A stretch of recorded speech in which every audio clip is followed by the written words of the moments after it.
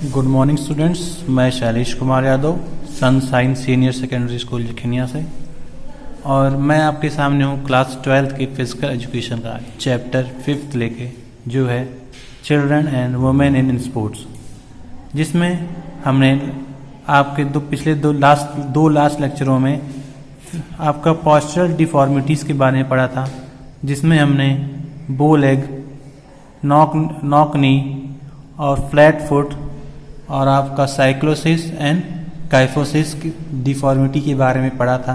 उनके कॉजेज़ के बारे में जाना था और उसको हम कैसे करेक्ट कर सकते हैं उसके बारे में पढ़ा था। तो हमारी अब दो डिफॉर्मिटीज़ और बची हुई हैं, जो है आपका पहला है राउंड शोल्डर और दूसरा है आपका लॉर्डोसिस। ठीक है, तो आइए हम पहले डिस्कस करते हैं राउंड शोल्डर के बारे में। देखिए इसमें क्या होता है, ये आप एक बीमारी होती है, इसमें आपका जो शोल्डर वाला हिस्सा होता है वो आपका आगे की तरफ झुक जाता है। मतलब यानी जब आप सीधे भी खड़े रहेंगे तो आपका जो शोल्डर रहेगा वो आगे की तरफ बेंड रहेगा। वो ऐसा किस लिए होगा? वैसा आपका इसलिए होगा क्योंकि हो सकता है कि आपकी जो वो बैकबोन हो वो आपकी कह सकते हैं जो आपके शोल्डर के पास वाली जो बैकबोन वाला हिस्सा है वो पीछे की तरफ निकल गई हो, तो आपका वो हिस्सा आगे की तरफ बेंड कर जाता है। ठीक, तो आइए हम लोग राउंड शोल्डर को डिस्कस करते हैं। देखिए कह रहा है इसमें, it is the postural defect in which shoulder become round and sometime they projected forward. इसमें जो हमारे शोल्डर होते हैं ये एक राउंड फॉर्म में आ जाते हैं, और कभी कभी तो ऐसा होता है कि हमारे शोल्डर आगे की तरफ बेंड हो जाते हैं, झुक जाते हैं। The chin is downward and head is bend forward. जो चिन होती है हमारी, जो ठुड्डी कहते हैं जिसे, ये वाला हिस्सा जो होता है वो हमारी नीचे झुक जाती है, एंड और जो हमारा हेड होता है वो सामने की तरफ बेंड हो जाता है, झुक जाता है। This gives the sound shape off shoulder, यानी यह हमारे जो शोल्डर को साउंड शेप प्रदान करता है। अब देखिए इन बात करते हैं कि राउंड शोल्डर के होने के क्या क्या कॉजेज हैं, वजह क्या क्या है। The main cause of this deformity, देखिए राउंड शोल्डर के बारे में लिखना हो तो आप लिख सकते हैं इट से लेके, यहाँ से इट इज से लेके फॉरवर्ड तक आप राउंड शोल्डर के बारे में लिख सकते हैं। अब देखिए कॉजेज की बात करते हैं तो कॉजेज में आपको क्या हो जाएगा, the main cause of this deformity are, यानी इस डिफॉर्मिटी को होने भाई कुछ कारण है आपके। देखिए फर्स्ट क्या है, carry overload school bag by children. देखिए ऐसा इसलिए होता है, मान लीजिए शोल्डर पे बहुत देर तक हैवी लोड टांगे रहने से भी ऐसा होता है, और ये दिक्कत जो बच्चों को ज़्यादा होती है, क्योंकि आजकल जानते हैं कि आप बच्चों की कॉपी किताबें बहुत अधिक, छोटे बच्चे होते हैं बहुत अधिक कॉपी किताब लेके चलते हैं, तो इसी वजह से उनके स्कूल बैग ओवरलोड जाता है, जिससे बच्चों के जो कंधे हैं वो आगे की तरफ झुक जाते हैं। वेयरिंग टाइट फिटेड क्लोथ, यानी टाइट फिटेड क्लोथ, यानी हमको आजकल ट्रेंड चल रहा है कि यहाँ बिल्कुल जो कपड़े लोग पहनते हैं बिल्कुल फिट पहन के हैं, तो इसकी वजह से भी आपका जो शोल्डर राउंड होता है वो आगे की तरफ झुक सकता है। Week muscles of chest and shoulder, अब मान लीजिए एक वजह और है इसकी कि हमारी जो चेस्ट और शोल्डर की मसल हैं वो वीक हो गई हैं, वो स्ट्रॉन्ग पूरी तरह से डेवलप नहीं हो पाई हैं, तो इसी वजह से वो हमारे बॉडी को होल्ड नहीं कर पाती और हमारा जो शोल्डर है वो आगे की तरफ झुक जाता है। रॉन्ग पोस्चर ड्यूरिंग रीडिंग और राइटिंग ओवर चेयर और बेड। देखिए ये इसलिए भी होता है, मान लीजिए पढ़ते या लिखते समय जब हम बेड पे या चेयर पे गलत पोस्चर में बैठे हों, बैठने का तरीका जब हमारा गलत होता है या लेटने का लिखते या पढ़ते समय, तब भी ये आपको दिक्कत हो सकती है। फॉल्टी फर्नीचर, ये आप कई बार ऐसा होता है कि आपका जो फर्नीचर होता है अगर उसमें कुछ प्रॉब्लम होती है, उसकी वजह से भी आपके राउंड शोल्डर की दिक्कत आपको हो सकती है। अब देखिए करेक्टिव मेजर्स की बात करते हैं। देखिए करेक्टिव मेजर्स में देखिए आपको कुछ योगासन हैं जिनकी मदद से आप राउंड शोल्डर को दूर कर सकते हैं। देखिए इसमें क्या कहे, there are many types of asanas and exercises which can cure the postural deformities, जो आपके postural deformities को कंट्रोल कर सकती है, यानी क्योर कर सकती है। जैसे काइसोसिस या राउंड शोल्डर, जैसे उसको दूर करने के लिए आपका लगभग जो योगासन होते हैं वो लगभग आपके एक सिमिलर होते हैं। They are mostly backward bending asanas of exercise, यानी हम इसमें ऐसे आसन से एक्सरसाइज करेंगे जिसमें हमको पीछे की तरफ बेंड होना पड़े, बैकवर्ड बेंडिंग जिसमें शामिल होती है, वो आसन या एक्सरसाइज इसको दूर करने के लिए की जाती है। देखिए जैसे सबसे पहला आपका दिखा है चक्रासन। देखिए चक्रासन हम देखिए किस तरह कर रहे हैं। इसमें क्या हो रहा है, आपकी जो बॉडी है पीछे की तरफ बेंड हो रही है, इसको हम व्हील पोज भी कहते हैं, ठीक। और देखिए धनुरासन, जिसमें हमारी बॉडी इसमें भी पीछे की तरफ बेंड हो रही है, इसको हम बो पोज कहते हैं। भुजंग आसन, ये सब आप जानते हैं, सबसे कह सकते हैं लगभग आपकी आप कह सकते हैं जितने भी आपकी दिक्कतें होती हैं बॉडी रिलेटेड पेन संबंधित, वो आपको भुजंग आसन आपका मैक्सिमम आपके कह सकते हैं डिजीजेस को या डिफॉर्मिटीज को क्योर करने में इस्तेमाल किया जाता है, जिसको हम कोबरा पोज भी कहते हैं। अगला है आपका उष्ट आसन। उष्ट आसन मतलब कैमल पोज कहते हैं, जिसमें आप देख रहे हैं घुटने के बल बैठ के अपने दोनों हाथों से पंजों को पकड़ के अपनी बॉडी को ऊपर स्ट्रेच किया गया है, ठीक। अब देखिए अगला है आपका, आप देखिए बात करते हैं कुछ एक्सरसाइज के बारे में, ठीक। देखिए ये है आपका reverse sit up.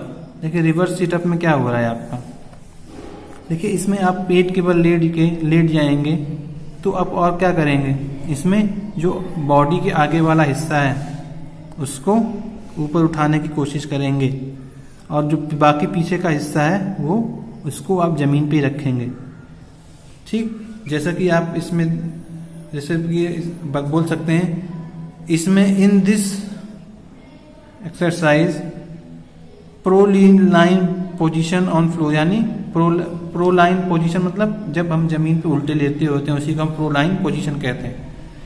Legs and hand are raised above, यानी जो लेग्स होती हैं ये पीछे वाला हिस्सा होता है और ये हिस्सा, और ठीक जैसे आप नौकासन करते थे तो इसमें आगे की तरफ बेंड करते थे, इस तरह रिवर्स सिटअप में क्या करेंगे, जो आपके बॉडी के पीछे वाला हिस्सा है और जो आगे का जो हिस्सा है शोल्डर के आसपास, उसको हम सरफेस से ऊपर उठाने की कोशिश करेंगे, तो इससे भी आपका राउंड शोल्डर कंट्रोल किया जा सकता है, क्योर किया जा सकता है। अगला है आपका होल्डिंग हैंड्स एट बैकवर्ड। ये एक्सरसाइज करने के लिए हम किसी दूसरे की मदद की जरूरत होती है, तो इसमें हम क्या करते हैं, हम जब इसमें हम पेट के बल जब लेट जाते हैं और हाथ को साइड में ले जाके जब पीछे की ओर किसी का मदद से उसको पकड़ते हैं, वो जब पीछे से पकड़ता है और वो हमारी बॉडी को पूरी तरह पीछे की तरफ स्ट्रेच करता है, उसी को हम होल्डिंग हैंड एट बैक कहते हैं। भाई बैक से कोई पकड़ के आपके कह सकते हैं पैरों पे बैठ के आपके हाथ पकड़ के पीछे की तरफ आपको बेंड करें। अगला है आपका बैकवर्ड बेंडिंग, ठीक। बैकवर्ड बेंडिंग आप देख रहे हैं, बस इसमें क्या करना है, सीधे खड़े होना है, फिर दोनों हाथ जैसे आप चक्रासन, अर्धचक्रासन जिसे कह सकते हैं आप, ठीक। वो आपका उसी फॉर्म लगभग रहता है, इसमें आपको हाथ ऊपर लेके जाना है और अपने बॉडी को फिर सांस जो कहते हैं सांस छोड़ते हुए अपनी बॉडी को पूरी तरह से पीछे बेंड करना है, ठीक। इसको जितनी देर होल्ड कर सकते हैं होल्ड करेंगे, फिर आप वापस नॉर्मल पोजीशन में आ जाएंगे। इसको लगातार करने से भी आपका जो राउंड शोल्डर या काइफोसिस जो डिफॉर्मिटी है वो आपकी दूर हो सकती है, ठीक है। अब देखिए अब आपके लास्ट टॉपिक बचा है आपकी डिफॉर्मिटी में, वो है हमारा लॉर्डोसिस। लॉर्डोसिस भी आपका एक आपके बैकबोन से रिलेटेड ही प्रॉब्लम होती है, जैसे आपने साइक्लोसिस पढ़ा, काइफोसिस पढ़ा। काइफोसिस में हमारा क्या होता है, हमारे जो बैकबोन का जो अपर पार्ट होता है, ठीक, वो आपका बाहर निकल आता है, जो बहुत ज़्यादा जब बाहर निकल आता है तो उसी को हम क्या कहते थे, काइफोसिस कहते थे। और जो स्कॉलोसिस था, स्कॉलोसिस में क्या होता था, उसमें हमारी जो बैकबोन होती है किसी एक तरफ या तो राइट साइड या लेफ्ट साइड एक बेंड हो जाती थी ऊपर या नीचे से, या हो सकता है कि जो हमारी बैकबोन है वो दोनों तरफ आपकी बेंड हो सकती हैं। ये आपने स्कॉलोसिस में पढ़ा था। अब ये बैकबोन से और रिलेटेड आपका ये दिक्कत है लॉर्डोसिस। लॉर्डोसिस देखिए आपका कहाँ पे होता है, आपने काइफोसिस आपका आपके शोल्डर के जो पास वाला हिस्सा होता है जिसमें आपका हंच निकल जाता है, ठीक, जिसको जैसे आप ऊंट का कुंभड़ निकला जाता है उसको कहते थे काइफोसिस। लॉर्डोसिस में क्या होता है, आपके जो बैकबोन का नीचे वाला हिस्सा होता है, जो आपका कह सकते हैं ये आपका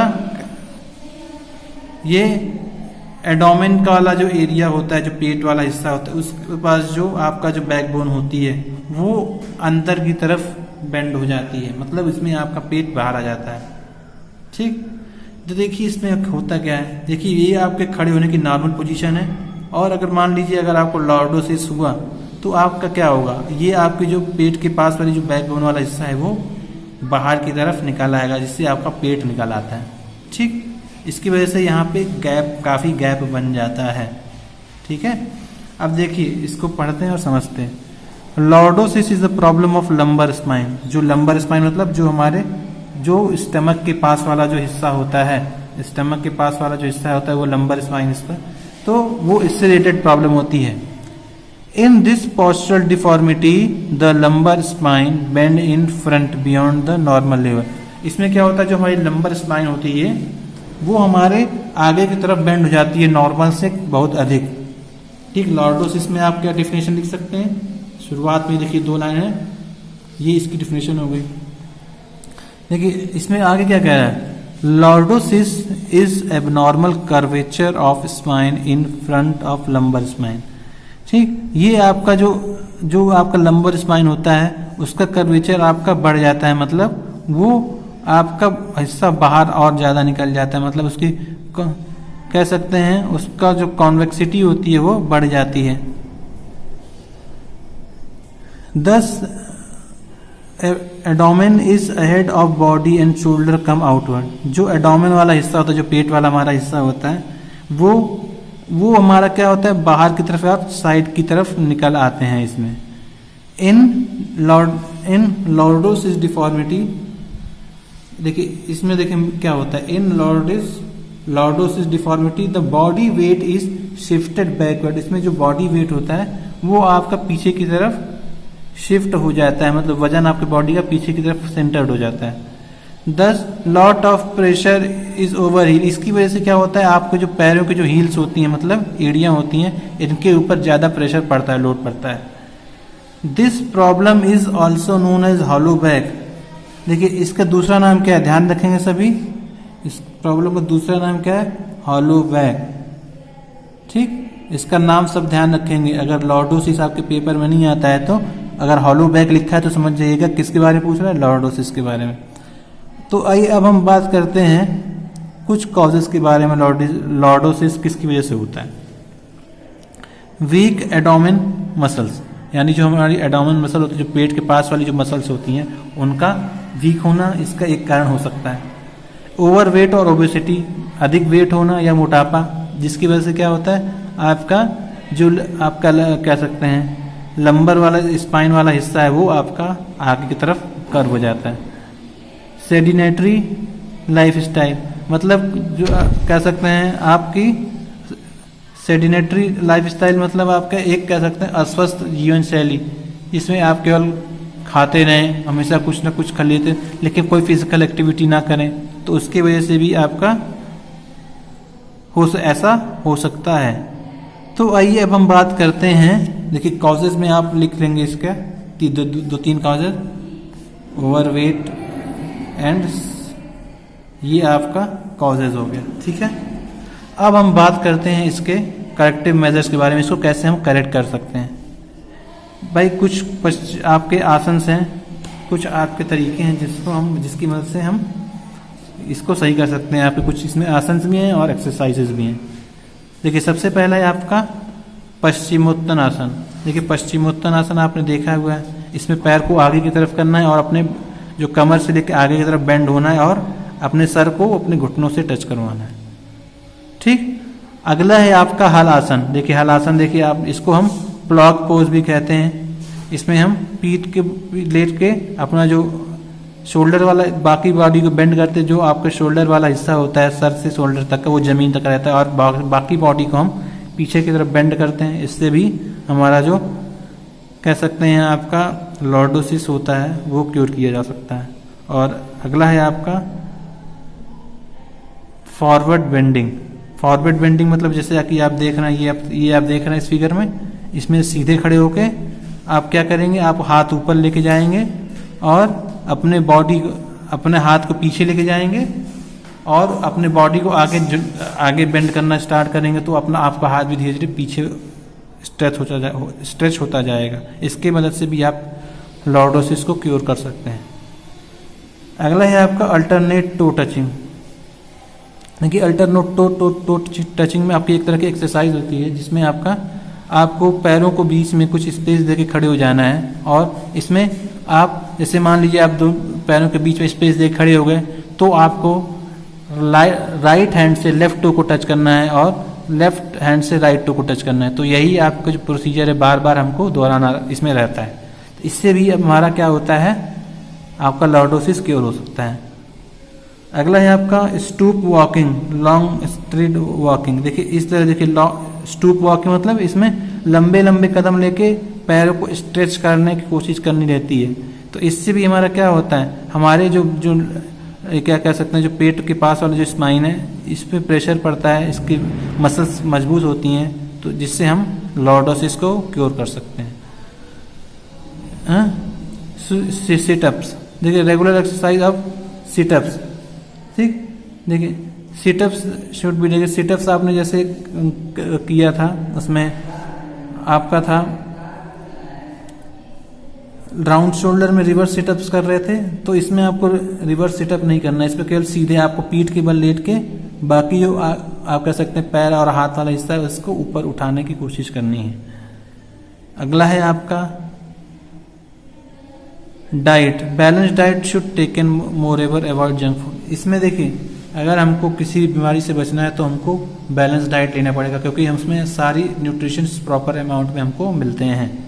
ठीक, अब देखिए आपका एक आसन और है आपका प्रोलाइन लेइंग। ठीक, दिस देखिए person lying with face down. इसमें फेस हमारा नीचे की तरफ होता है, whereas abdomen and chest touches the, इसको हम मकरासन भी कहते हैं। मकरासन मतलब फिश पोज भी आप इसको कह सकते हैं। तो आपने देखा कुछ इसके लॉर्डोसिस को करेक्ट करने के कुछ आपके मेजर्स थे।